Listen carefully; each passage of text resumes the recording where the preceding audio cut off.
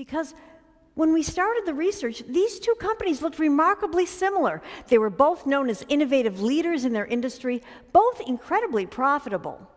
And yet, within 3 years of our research ending, the paths of these two companies had diverged wildly.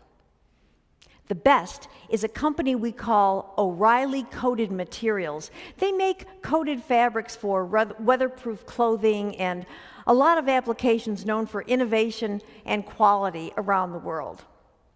The worst is a company we call Carpenter Corporation, one of the best-known consumer products brands in the world, and one of the most admired companies of the 20th century.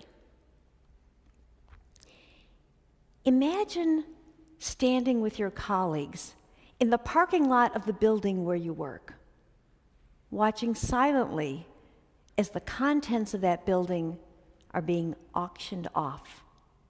Your computers, CADs, your workstations, your desks and telephones, your chairs. You used to be proud to work for this company because it was known for its cool, innovative products and its great work environment. But a few years ago, innovation began to fizzle. Profitability tanked. The company was acquired by a smaller rival, and now it's being completely closed down. And it's breaking your heart. That's the story of Carpenter Corporation.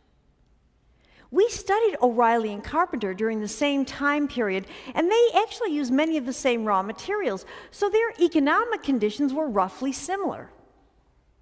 Why the difference?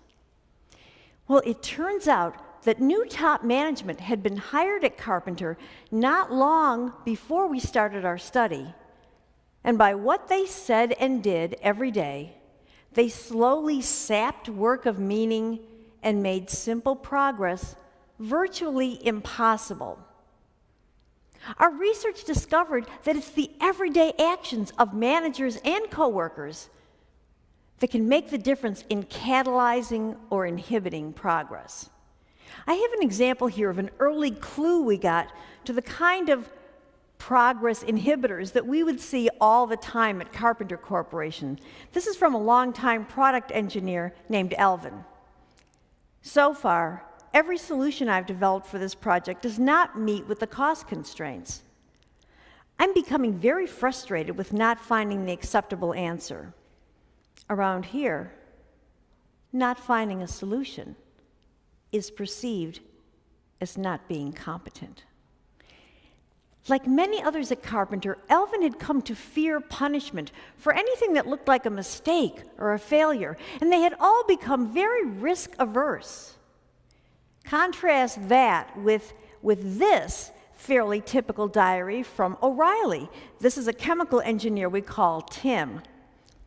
I showed the project manager the results I got and told him that there was a mistake in one of the trials.